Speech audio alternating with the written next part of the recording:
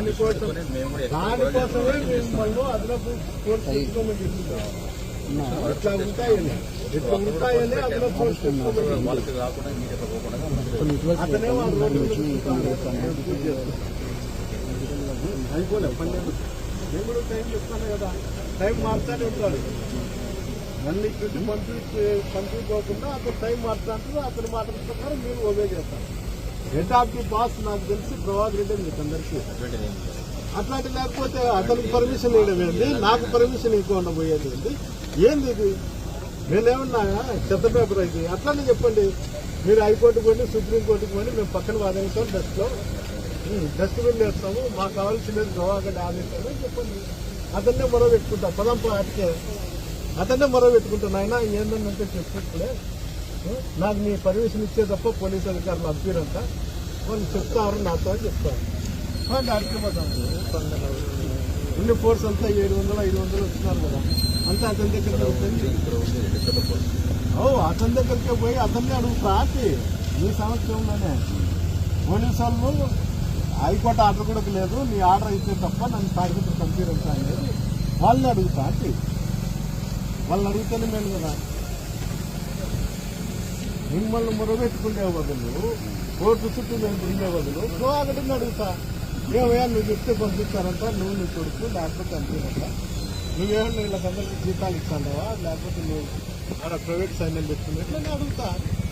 అంత నేను చెప్తాను వాటికి పోదాంపా, మీ అందరూ అన్నే పెట్టండి పోలీసు అంతా. నేను ఒకటే వస్తాను, నాకే అభ్యర్థం. అతను ఏదైనా తృప్తి పడితే ఏదైనా తృప్తి పంపిస్తాను. మీరు ఆయన సాటిస్ఫై కోసం ఉద్యోగం చేస్తాను. ఎట్లయితుంది సార్, ఎట్లయితుంది చెప్పు.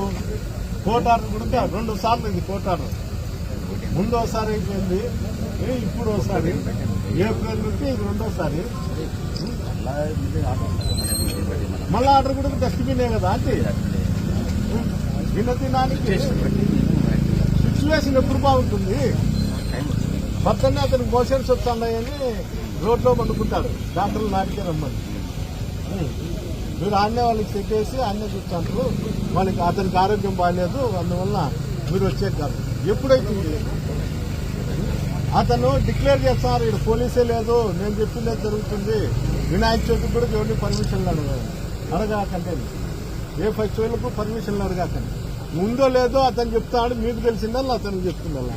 మీరు గవర్నమెంట్ సర్వెంట్లో లేకపోతే అతని సర్వెంట్లో మళ్ళీ ఏంది ఇది? ఎట్లా సార్ ఎట్లా నిలబెట్టగలుగుతారు? ఎన్నిసార్లు ఆఫీసర్లతో నువ్వే 3 సార్లు వచ్చినావు నన్ను నిలబెట్టండి, ఇది 4వసారి. ఎన్నిసార్లు ఆఫీసర్లతో మాట్లాడతారు, ఎన్నిసార్లు క్లోజ్ చేస్తారు? ఏదో ఒకటి ఉండాలి కదా, నాకు కూడా ఏదో ఉండాలి కదా. నేనేదో ఏరే దేశంలోనూ ఏరే రాష్ట్రంలోనూ నేను ఇదే ఆంధ్రప్రదేశ్లోనే ఉందా, ఇదే కాన్స్టిట్యూషన్, ఇదే జిల్లాలో, ఇదే జిల్లా అధికారులకే వాళ్ళు ఇంటిమేషన్ ఇస్తారు. మీరు ఇంటిమేషన్ ఇచ్చినది కూడా మీరు చేయకపోతే ఎట్లా ఇచ్చే చేస్తారు? అదన్నా చెప్పాలి. అదన్నా చెప్తే ఆర్డర్ వచ్చేంత వరకు మిమ్మల్ని అడగను కూడా కడగదు.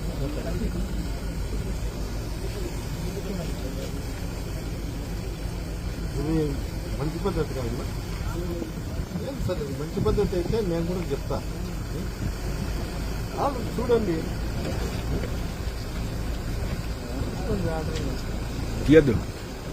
ఏం చెప్తారు, ఎంతసేపు చెప్తారు, ఇప్పుడు చెప్తారు తీసుకుంటారు.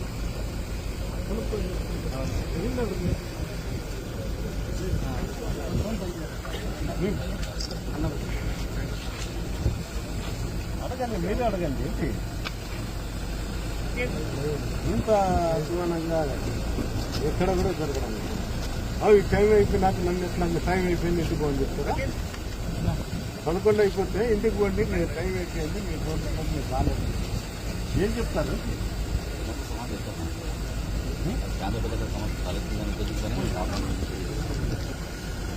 రిటర్న్గా రాసి